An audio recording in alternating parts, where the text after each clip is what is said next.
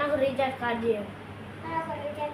10 రూపాయలు 20 రూపాయలు 12 రూపాయలు కాంత గీకు లేకపోతే నెంబర్స్ పడదు చూడు.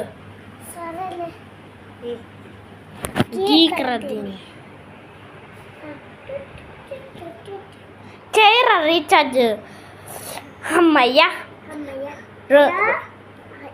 బాగున్నావారా అను బాగున్నారా